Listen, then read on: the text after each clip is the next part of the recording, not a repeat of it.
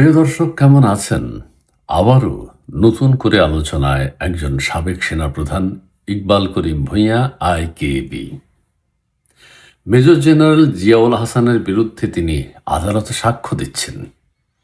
ইকবাল করিম ভূঁইয়ার সাথে জিয়াউল আহসানের কি দ্বন্দ্ব ছিল?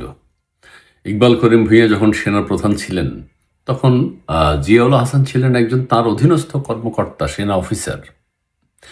ইকবাল করিম ভূঁইয়ার কোনো গোপন রহস্য কি মেজর জেনারেল জিয়াউল হাসান জানতেন, যে কারণে তিনি জিয়াউল হাসানের বিরুদ্ধে এখন সাক্ষ্য দিচ্ছেন? তাকে দমাতেই হবে। অনেকে বলছেন নিশ্চয়ই কোনো কারণ আছে।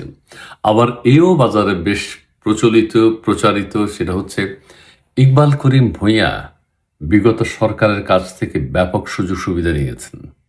তিনি একটা বিশ্ববিদ্যালয় নিয়েছেন, তিনি একটা পাওয়ার প্ল্যান্ট নিয়েছেন, তিনি অনেক ব্যবসা বাণিজ্য করেছেন সেনাপ্রধান থাকাকালীন অবস্থায়। মনে রাখবেন, আপনাদের নিশ্চয়ই মনে আছে, 2012 সাল থেকে 2015 সাল পর্যন্ত ইকবাল করিম ভূঁইয়া সেনাপ্রধান ছিলেন। একজন সেনাপ্রধান হওয়া মানে এটা এক ধরনের গিফট পোস্ট।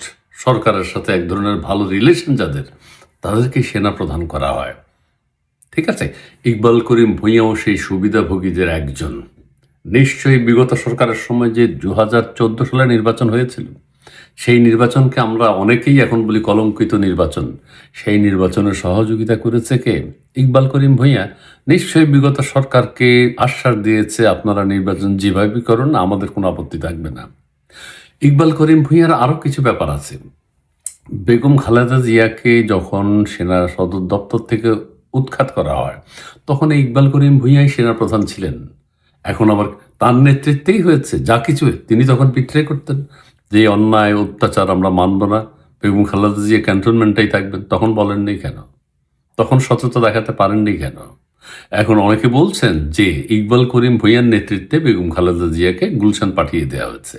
আবার কেউ কেউ বলছেন ইকবাল করিম ভূঁইয়া এখন বিএনপির যদি ক্ষমতায় আসে, বিএনপির কাছে ফেরেশতা হওয়ার জন্যই এখন ওই জিয়াউল হাসানের বিরুদ্ধে লেগেছেন, বিগত সরকারের বিরুদ্ধে লেগেছেন। বিগত সরকারের সময় ইকবাল করিম ভূঁইয়া সেনাপ্রধান থাকাকালীন বহু সুযোগ সুবিধা, ব্যবসা বাণিজ্য, অবৈধ কাজকর্ম করেছেন, যেটি করা উচিত নয়। একজন সেনাপ্রধান হিসেবে তিনি বিদেশে বহু টাকা পাচার করেছেন। এখন খোঁজ নেক, এখন তদন্ত হোক, দুদক তদন্ত করুক ইকবাল করিম ভূঁইয়ার কাছে টাকা পয়সা আছে কিনা, কত টাকা আছে, কত টাকা তিনি বিদেশ পাচার করেছেন। অনেক কিছু পাওয়া যাবে, অনেক তথ্য পাওয়া যাবে। এগুলো হয়, এগুলো হতে পারে। এত অনেস্ট কে আছে? ইকবাল করিম ভূঁইয়ার তদন্ত করা হোক। কেউ কেউ বলছেন যে এখন ইকবাল করিম ভূঁইয়ার স্থাবর অস্থাবর সম্পদ, দেশের বাইরে কি কি পাচার করেছেন সেটা তদন্ত করা, বহু টাকা পাবে। ইকবাল করিম ভূঁইয়া যে আরও অনেক কলঙ্ক আছে। 111 সময় ইকবাল করিম ভূঁইয়া একজন নায়ক ছিলেন, অনেক সুযোগ সুবিধা পেয়েছেন 111 সরকার কর্তৃক সেনাবাহিনীতে থাকা অবস্থায়। ঠিক আছে, কাজে সব কিছুর সাথে ইকবাল করিম ভূঁইয়া জড়িত। তিনি মেজর জেনারেল জিয়াউল হাসানের বিরুদ্ধে এসব কথা বলেন। একটা কথা বলেন, জিয়াউল হাসানের মাথার মধ্যে নাকি ইট পাথরে ভরা। একটা বিষয় মনে রাখবেন, ইট পাথরে ভরা কোনো মানুষ খুন করতে পারে না। ইট পাথরে ভরা যদি উনি সত্যি বলে থাকেন, ইট পাথরে ভরা মানে ইট পাথর, তার বুদ্ধি জ্ঞানহীন সে। তার দ্বারা মানুষ খুন করা, মানুষ গুম করা এটা সম্ভব না। কাজেই মানুষ খুন করতে হলে কুবুদ্ধি থাকতে হয়, বুদ্ধি থাকতে হয়, কিন্তু কুবুদ্ধি ডক্টর ইউনূস সাহেবের যেমন আছে, এবং কুটচাল জানতে হয়। কুটচাল, মাথা ভর্তি যদি পাথর আর ইট সুটকি থাকে, তাহলে কেউ এভাবে খুন করতে পারে না। তিনি একজন সেনাপ্রধান, তিনি কি করে বলেন তার অধীনস্থ একজন কর্মকর্তাকে হুমকি দিয়েছেন? তিনি কি করে বলেন তার অধীনস্থ একজন লেফটেন্যান্ট কর্নেল তাকে হুমকি দিয়েছেন তার প্রধান সেনাপতির যে অফিস সেটি উড়িয়ে দেবেন, বোমা আতঙ্ক ছিল? কিভাবে করেন? কিভাবে এসব অভিযোগ করেন তিনি? বিগত সরকারের সাথে ইকবাল করিম ভূঁইয়ার অত্যন্ত সুসম্পর্ক ছিল। এখন আইনের আওতায় তাকে আনা হয় কিনা, সেই জন্য তিনি ওই জেনারেল জিয়াউল হাসানের বিরুদ্ধে চলে গেছেন। জিয়াউল হাসানের বিরুদ্ধে গিয়ে তিনি ফেরেশতা হতে যাচ্ছেন, নিজেকে ফেরেশতা প্রমাণ করতে যাচ্ছেন।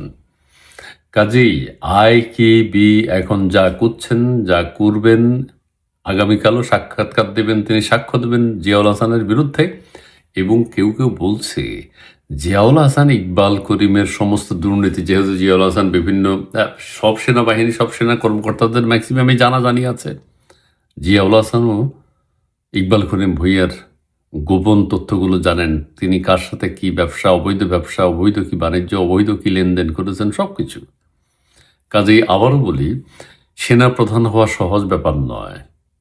যেমন ওয়াকারুজ্জামান সেনাপ্রধান হয়েছে, সরকারের বিভিন্ন কমিটমেন্ট দিয়ে এসছে, সরকারের সাথে মিলেমিশে কাজ করবেন, এটাই স্বাভাবিক।